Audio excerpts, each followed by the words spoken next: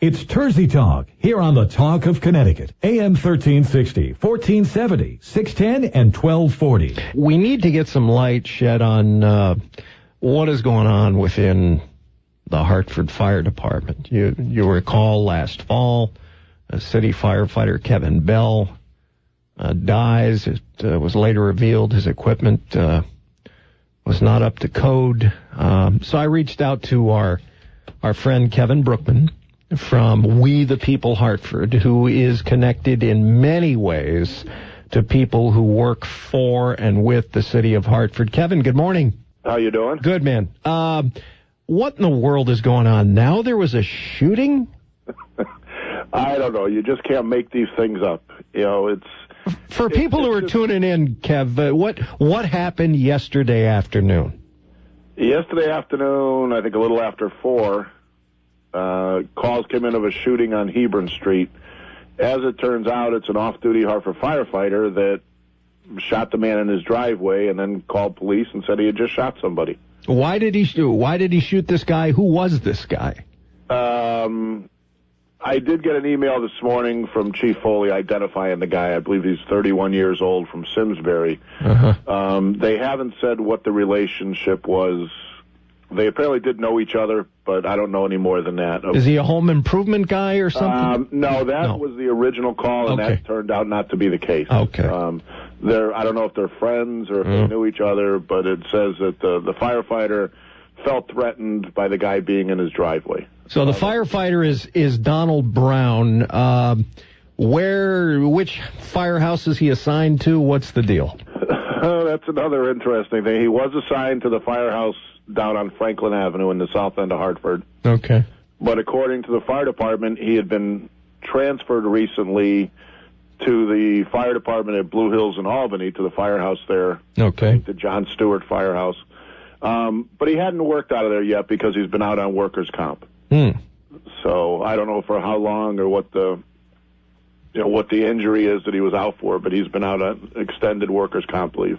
No, now we've got Donald Brown, not the former Yukon running back. So firefighter Donald Brown, the shooting investigator, he's the one who called 911, right? After the shooting? Yeah. There was also, in the release from Foley this morning, I think it said a neighbor also called. Okay. But I believe that Brown is the one that called and said, I just shot somebody. Okay. So he shot somebody. That's under investigation. Now, what's up with Dan Nolan? Explain to our listeners who he is. I know he was on here. Well, I grew up with Dan Nolan. We've known each other, went to school together at elementary school. So I would have to say Dan Nolan's a friend of mine. I don't make any excuses for that. But I also say, he's one of the good guys. He's an outspoken Irishman. I can say that because I'm Irish. He speaks the truth, and a lot of people don't like that.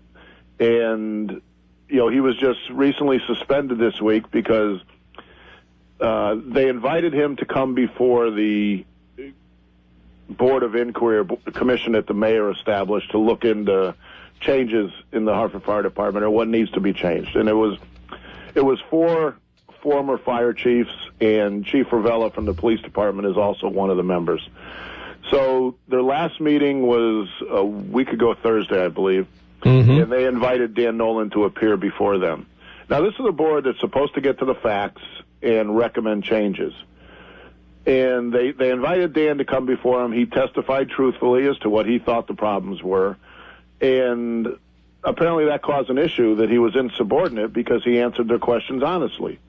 Interesting. So I think it was a setup, to get him there knowing that he's going to say something that they can then use as a charge of insubordination against him. So that's, we're speaking about Deputy Fire Chief Dan Nolan. He's been with the fire department since he was a kid, basically, right? The Nolan family has a long tradition with the Hartford Fire Department. Dan's father was deputy chief, I believe, or district chief. I believe he was a deputy chief for many years, retired from the Hartford Fire Department. So his brother is a lieutenant on the fire department. They've been around as firefighters for years.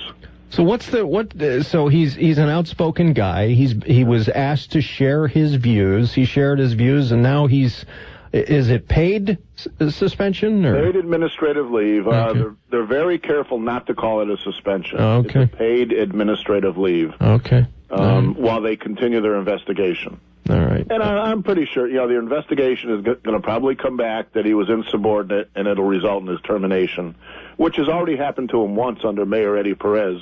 Totally different circumstances, not insubordination, but Dan was in charge of the fire academy, and he felt that people that were politically connected, even the firefighter who died, Kevin Bell, was a relative of a former chief. But Dan felt that there were a lot of people being forced through the fire academy that weren't qualified to be firefighters, and he actually failed a few of them out of the academy, and they finally realized, we can't allow this to happen.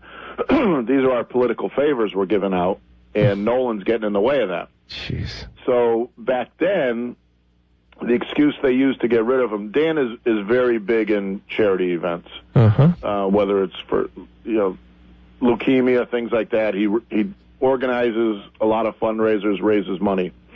So at the time they came up and said, well, he's using his position because the recruits going through the academy, he would give them credits for like exercise time, things like that, if they got involved with a charity and helped to raise money.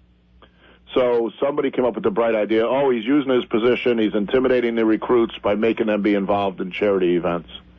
Now, what better thing could we have than to raise a generation of firefighters thinking that it's a responsibility to make the community a better place by being involved in charity functions? Sounds logical. It makes sense, but they actually terminated him several years ago because he was intimidating the recruits and using his position for his own personal gain.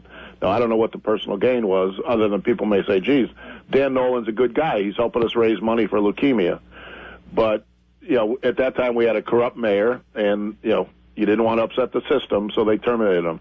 Eventually went through the labor board and the courts, excuse me, and he was reinstated, given back pay, and the labor board gave him his job back. So here we go again. Now we're going to try to mess with him again, and hopefully we get the same result, that they order him to have his job back. So that's the Dan Nolan issue. Yep. And the Donald Brown shooting from yesterday. And now top of the fold, Hartford Courant this morning, OSHA settlement released. I mean, what is the deal with the fire chief, Carlos Huertas? He's been the chief for a couple years now, right? Yeah.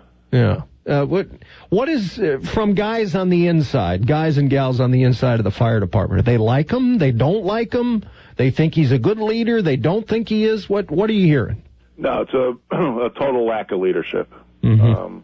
The fire department right now is being run by the Hartford Firefighters Union.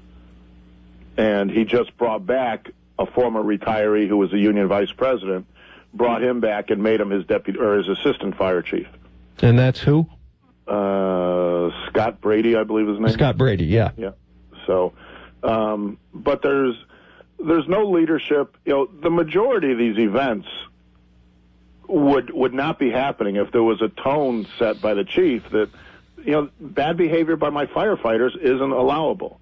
When we had a couple of firefighters arrested on DUI charges, some of them pretty severe charges involving accidents and things like that, when firefighters were drunk.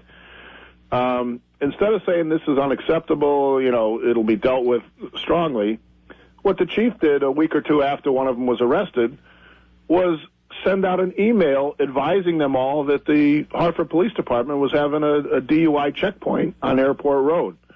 Oh, boy. Almost to say, stay out of this area, don't get caught because the cops are looking. Mm. Now, a chief shouldn't he have sent out a directive saying, this weekend, please drink responsibly, the usual stuff. Right. please don't embarrass our department. If you're going to drink, have a designated driver or stay home. You don't send them out an email warning where the checkpoint is. That just made no sense. But this is the leadership that's being exhibited at the Hartford Fire Department. What's the OSHA settlement? Can you go into what that's all about? And OSHA came up with, after they did the investigation into the Kevin Bell death, they came up with, I believe, 5 charges, which they assessed a fine of $1,000 for each charge. The city didn't dispute those, but what they did do is get OSHA to reduce the fines 20%. So instead of $1,000 for each charge, they were only fined $800. But much of this was detailed in emails I got this week through FOI. Which took forever. Which took over 2 months, which isn't reasonable. But they knew that it was, I want to say, the smoking gun that was going to look bad. They talked about how this special machine, they do what they call a fit test, where my understanding is it puts like suction and things on the firefighter's face mask in a test machine to see if they're leaking or are they up to the proper standards. The fit test machine, according to the emails, had been broken for over 1.5 years. Oh, God. So they weren't doing any fit tests. A lot of the air bottles were out of date. It's like, scuba tanks or whatever. They've got to be tested periodically and rated for make sure they're, the integrity of the tank and everything is where it should be. And then there's a certain timeline after so many years they have to be taken out of service because they're too old. You're constantly draining these tanks down and putting them under pressure when you refill them.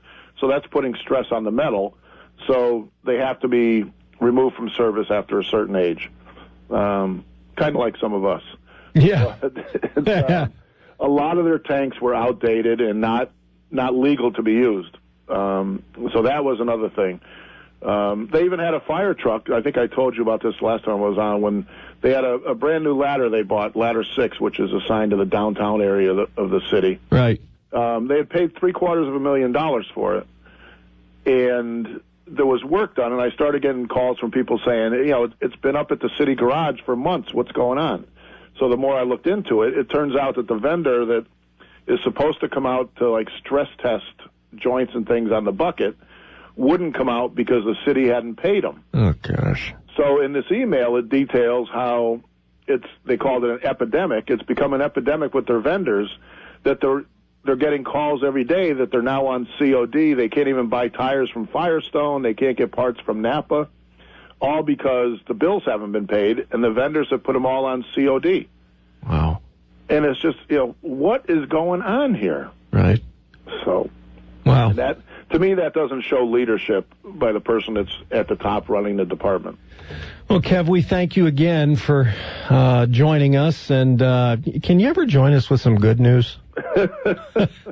That's Kevin Brookman, WeThePeopleHartford.com. WeThePeopleHartford.blogspot.com. Very, very interesting stuff. He is really in tune with the capital city and other cities in the state. It would behoove them if they had people who were as interested in being advocates for the taxpayers of those respective cities. Kevin Brookman, thanks so much for joining us again.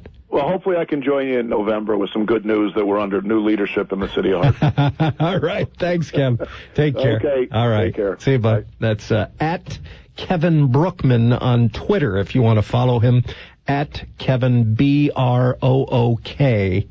And again, his blog is We the People Hartford.